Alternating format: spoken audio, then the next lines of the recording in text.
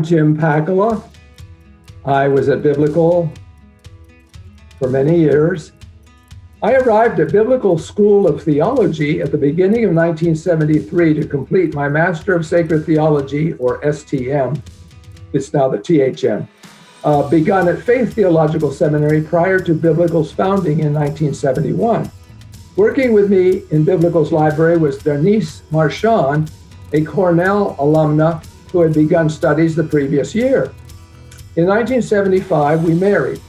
Meanwhile, I had become library director when Professor Robert Benoit asked me to oversee things while he completed his doctorate in the Netherlands, and upon return a year later, recommended that I be hired as director. Throughout the summer of 1972, my future wife and Mrs. Portella, a student wife, had done an inventory of the collection purchased from New York Theological Seminary. The vast majority of volumes had Biblical Seminary labels on the first page because that had been the name prior to 1966, at that time only a few years before. And I remember our president, Alan McRae, saying this was providential. Once we had our state accreditation, we were permitted to use the word seminary and no longer were Biblical School of Theology. Looking forward in 2021 regarding Missio Seminary, prayer remains paramount, as does action according to grace from the Lord. I think Missio is in a strategic place to consider and by God's grace address today's challenges. How did your experience at Missio Seminary prepare you for the next thing that God was calling you to? At Biblical, now Missio, I was prepared for the rest of my life in theological librarianship, and very well. One anecdote is when we came to Covenant, they had taken a long time, 10 years, to do a retroconversion, which is a rendering into machine-readable form, the catalog records.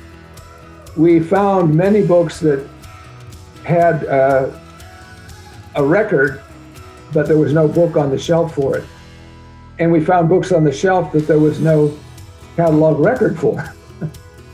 And I would, learning from Biblical all those years, I knew theological literature well enough to have a good idea of what we should replace that wasn't there any longer for whatever reason, or didn't need to replace. I remember one faculty member who had to bridge a couple of areas like ethics and historical theology and systematic theology and so on. And I said, David, arrange these in two piles. One, we should replace it. And two, no, we don't need to. And I remember all those years at Biblical prepared me, and I didn't realize, as I went through his choices, I kept saying, yes. In other words, I felt that he really got it and knew. And there wasn't one case where I said, why would he want us to replace that? That knowledge came from working at Biblical all those years, of gaining a knowledge of the literature and the authors in different fields like Old Testament and New Testament.